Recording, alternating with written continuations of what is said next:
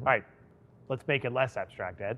So on the one hand, we have the company before your intervention with AI Power Play, afterwards. What can I do now that I couldn't do before seamlessly? So what you can do now that you couldn't do before is really deliver on the promise of AI. The promise of AI was, what is a business really? Business is serving its customers. And customers don't always know what they want, and customers change their mind. That's the nature of business.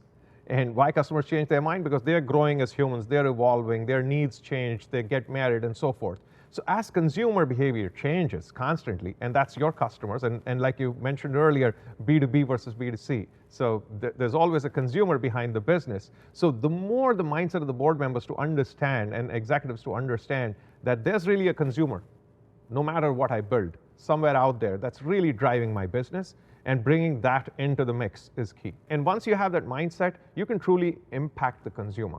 So what you'll be able to do is build within the enterprise what is called consumer grade software.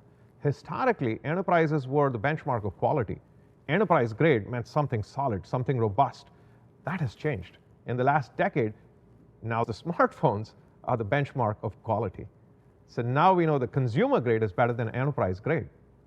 And so really that B2C thought that you had earlier is I think, so powerful, because it's really now giving the enterprise the ability to be consumer grade. And what does that really mean? What it means is consumers are going to be fickle sometimes. They're going to change what they want because they're going to turn left or turn right or buy this ticket or the other, choose to upgrade or not. Can you be flexible and dynamic? So I think businesses of the future are really not about what business are you in, but how quickly can you change the business that you're in. And startups run out of money eventually when they can't pivot anymore. But enterprises have to now be able to be like startups and continuously pivot.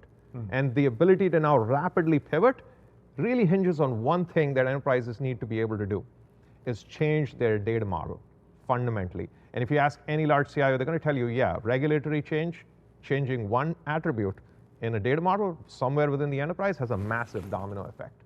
And so that's what this is really going to be able to do. So you build the nimbleness to be able to do that. Build the agility and the fluidity within the system. Because you have the right foundation, the technology elastically spreads. And despite clouds, all CIOs will tell you, yeah, I have a problem still.